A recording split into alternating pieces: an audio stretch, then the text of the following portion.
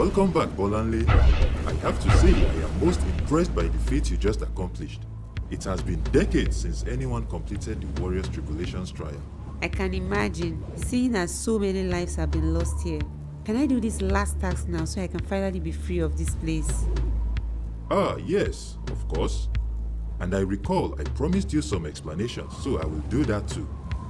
Of course, by now, I am sure you have an idea about Iluari and how this realm came to be. More or less. Good. I will now proceed to give you a more detailed account. You see, I became the keeper of the realm after the demise of my master, the Oracle of Iluari. At that time, we suspected foul play on the part of Ajantala because Iluari had suffered untold losses as all our young warriors and youth sent to train and acquire power in the Tribulations realm never made it back. We discovered Ajantala had made a deal with the Otunile kingdom to sabotage our plans of turning the tide of the war. He had rigged the trials such that they were impossible to beat. We confronted him, and that confrontation led to the demise of my master while I was able to take over the realm from him. That was when I discovered more dark secrets of Ajantala. He had told us he appeased Orishaoya with our sacrifices, and in return, the goddess had agreed to bless our warriors. But it was all a lie. Ajantala and his master, Orisha had forcefully invoked and trapped Orishaoya, siphoning our essence to make the realm of tribulations a reality. What? You mean the mighty Orishaoya is actually a prisoner? How is that even possible? I was shocked as well, but then I stumbled on another dark secret. You see, by utilizing the essence of Orishaoya and everything Orisha had, the other gods were put into a perpetual state of inactivity. However, this left Orisha in a severely weakened state. The realm of tribulations was actually created by Ajantala as an offering shrine to Orisha, and each time a warrior died in it, Orisha powers grew along with his influence on the realm of man. I believe you can already feel his influence with the deceit and ensuing chaos going on back in the realm of man. Are you saying that Ajantala and Eto are both responsible for the state of my world? More or less, and I believe this is just the beginning. Given Ajantala's hatred towards mankind on one hand, and Orisha insatiable nature of deceit and chaos on the other hand, there is no telling how much worse this is about to get. Balance must be restored, and the only way is to free the gods to keep Eton in check.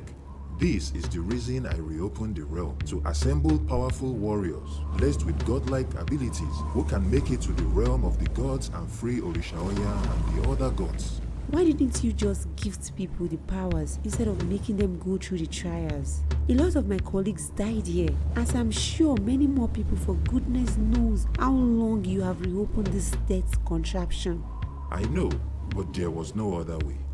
To acquire the essence of the goddess, you have to complete the trials. That was how Ajantala designed the realm from the start.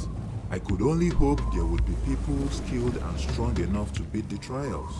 I have since found two, but we need more, and I believe that you could be one of them if you would be willing to do this last task of freeing the gods by journeying to their realm. Are you saying, do you mean that I have to take a journey to God knows where? I have a family to get back to, as well as a colleague who is still alive here. I promised him I was going to get us back home, so I really can't. Technically, your colleague failed his trial. So should you choose not to be a part of this, I can send you back home, but I would unfortunately have to send him back to the underworld. But on the bright side, I can also send him back home in your place if you agree to join our cause. As for your family, you can still get to see them once we complete this task. Think of all the lives we will be saving by freeing the gods and defeating Orisha to restore balance. We will also be putting this realm away for good, as it is linked to Orisha. Until he is defeated, more innocent people would still find themselves here and probably lose their lives, not to mention all the chaos that would ensue all over the world. Can I really count on you to send Elijah back? Yes, of course. Now step forward so we can begin the imbuing process. I hope I wouldn't die in the process like with Ajantala. Ha ha ha. Of course not, my dear. The essence you have absorbed will make it possible for you to withstand the imbuing process. Okay, Let's do it. Very well. Now step forward and let us begin. And so began the transformation of Bolanle Boyega into a demigod.